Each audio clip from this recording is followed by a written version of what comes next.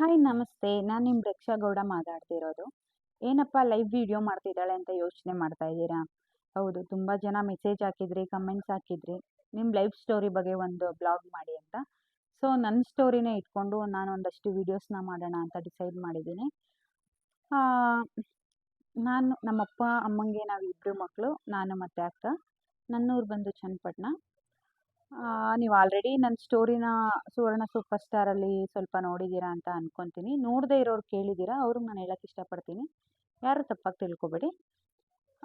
ಹಂಗೆ ನಮ್ಮ ಅಪ್ಪಗೆ ಬಂದು 3 ಜನ ಹೆಂಡ್ತಿರು. 3 ಜನ ಹೆಂಡ್ತಿರಲ್ಲಿ ನಾನು 3ನೇವ್ರ ಮಗಳು. ನೀವು ಅನ್ಕೋಬೋದು 3 ಜನ ಹೆಂಡ್ತಿರಾ, ಅಯ್ಯೋ ಏನಪ್ಪ ಅಂತ.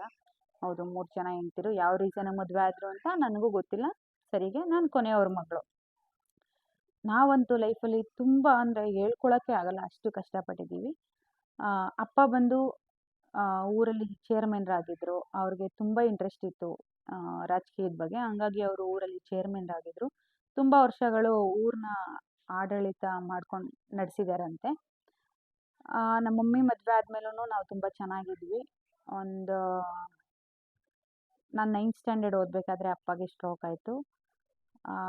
ಅಪ್ಪ ಆ ಸ್ಟ್ರೋಕಿಂದ 2 ಇಯರ್ಸ್ 2 ಆರ್ 3 ಇಯರ್ಸ್ ಬೆಡ್ ಮೇಲೆ ಇದ್ದರು. ಆ 3 ಇಯರ್ಸ್ ನಾವು ಪಟ್ಟಿರೋ ಕಷ್ಟ ಯಾವ ಶತ್ರುಗಳಿಗೂ ಬೇಡ ಅಂತ ನಾನು ಹೇಳೋಕೆ ಇಷ್ಟಪಡ್ತೀನಿ.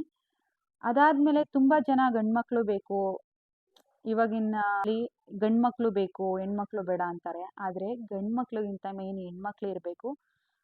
ಗಂಡ್ಮಕ್ಳು ಇದ್ದು ಏನೂ ಪ್ರಯೋಜನ ಇಲ್ಲ ಅಂತ ನಮ್ಮ ಲೈಫಲ್ಲಿ ನಾವು ನೋಡಿದ್ದೀವಿ. ಆ 3 ವರ್ಷ ಮಗು ಥರ ನಮ್ಮ ಅಪ್ಪನ್ನ ನೋಡ್ಕೊಂಡ್ವಿ. ಆದ್ರೂ ನಮ್ಮ ಅಪ್ಪನ್ನ ನಾವು ಉಳಿಸ್ಕೊಳಕ್ಕಾಗಿಲ್ಲ, ಏನೂ ಮಾಡೋಕ್ಕಾಗಲ್ಲ. ತುಂಬ ಜನಗಳಿಗೆ ಅಪ್ಪದಿರ ಜೊತೆ ಇರಬೇಕು ಅನ್ನೋ ಆಸೆ ತುಂಬ ಇರುತ್ತೆ. ಅದೇ ರೀತಿ ನಮಗೂ ಕೂಡ ಇತ್ತು. ನಮಗೆ ಅಪ್ಪನ ಜೊತೆ ಬಾಳಿ ಬದುಕಬೇಕು ಅನ್ನೋ ಆಸೆ ಕನಸುಗಳು ಸಾವಿರಾರು ಇತ್ತು. ಅದನ್ನು ದೇವರು ನಮಗೆ ಕೊಟ್ಟಿಲ್ಲ, ಪರವಾಗಿಲ್ಲ ಆಯಿತು. ನಮ್ಮ ಅಪ್ಪನ್ನ ನಾವು ನಮ್ಮ ಅಮ್ಮನಲ್ಲಿ ಕಾಣ್ತಾ ಇದ್ದೀವಿ. ನಮ್ಮ ಅಮ್ಮನ್ನ ನಮ್ಮ ಕೈಲಿ ಎಷ್ಟು ಖುಷಿಯಾಗಿ ಇಟ್ಕೊಳಕ್ಕಾಗುತ್ತೋ ಅಷ್ಟು ಖುಷಿಯಾಗಿ ಕೂಡ ಇಟ್ಕೊಂಡಿದ್ದೀವಿ. ನಮ್ಮ ಅಮ್ಮಂಗೆ ಅವ್ರ ಗಂಡ ಇಲ್ಲ ಅನ್ನೋ ಕೊರತೆ ಬರಬಾರ್ದು ಅನ್ನೋ ಮಟ್ಟಕ್ಕೆ ನೋಡ್ಕೊತಿದ್ದೀವಿ. ನಾನು ಅಂದ್ಕೊಂಡೇ ಇರಲಿಲ್ಲ ಇಷ್ಟು ಒಳ್ಳೆ ಜೀವನ ನನಗೆ ಸಿಗುತ್ತೆ, ಇಷ್ಟು ಒಂದು ಒಳ್ಳೆ ಲೈಫ್ ನನಗೆ ಸಿಗುತ್ತೆ, ನನ್ನ ಲೈಫ್ ಇಷ್ಟು ಕಲರ್ಫುಲ್ ಆಗಿರುತ್ತೆ ಅಂತ ನಾನು ಅಂದ್ಕೊಂಡಿರಲಿಲ್ಲ. ನನಗೆ ಇಂಥ ಒಂದು ಕಲರ್ಫುಲ್ ಲೈಫ್ ಕೊಟ್ಟಿರೋ ನಮ್ಮ ಅಕ್ಕಂಗೆ ನಮ್ಮ ಅಮ್ಮಂಗೆ ನಾನು ಫಸ್ಟು ಥ್ಯಾಂಕ್ಸ್ ಹೇಳೋಕ್ಕೆ ಇಷ್ಟಪಡ್ತೀನಿ. ಅದಕ್ಕಿಂತ ಹೆಚ್ಚಾಗಿ ಇನ್ನೊಂದೇನು ಹೇಳೋಕ್ಕೆ ಇಷ್ಟಪಡ್ತೀನಿ ಅಂದರೆ, ಅಕ್ಕ ಬರೀ ಅಕ್ಕ ಮಾತ್ರ ಅಲ್ಲ ನನಗೆ, ಅಪ್ಪ ಅಮ್ಮ ಫ್ರೆಂಡ್ ಅಣ್ಣ ತಮ್ಮ ಎಲ್ಲ ಹಾಕಿದ್ದಾಳೆ. ಏನಂತ ಗೊತ್ತಿಲ್ಲ, ಯಾವ ಜನ್ಮದ ಪುಣ್ಯ ಅಂತ ನನಗೆ ಗೊತ್ತಿಲ್ಲ. ಈ ಜನ್ಮದಲ್ಲಿ ಅವಳು ನನಗೆ ಸಿಕ್ಕಿದ್ದಾಳೆ.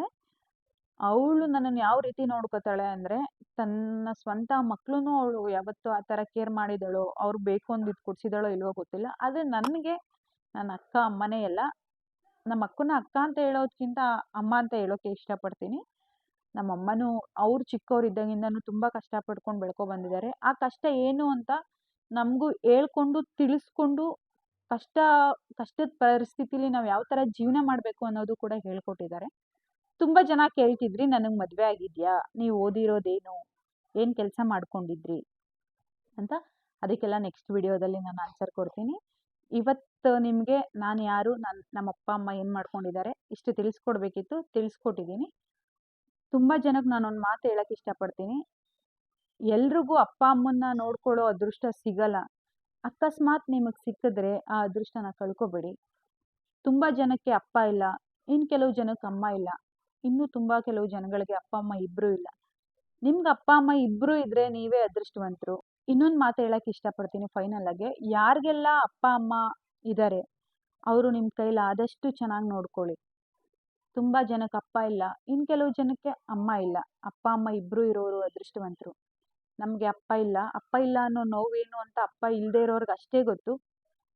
ಅದಕ್ಕೆ ನಾನು ಹೇಳ್ತೀನಿ, ಅಪ್ಪ ಅಮ್ಮಂಗೆ ಯಾವತ್ತೂ ರಿಟರ್ನ್ ಮಾತಾಡಬೇಡಿ, ಅವ್ರ ಮನ್ಸಿಗೆ ನೋವು ಮಾಡಬೇಡಿ. ನಿಮ್ಮ ಕೈಲಿ ಆದಷ್ಟು ಚೆನ್ನಾಗಿ ನೋಡ್ಕೊಳ್ಳಿ.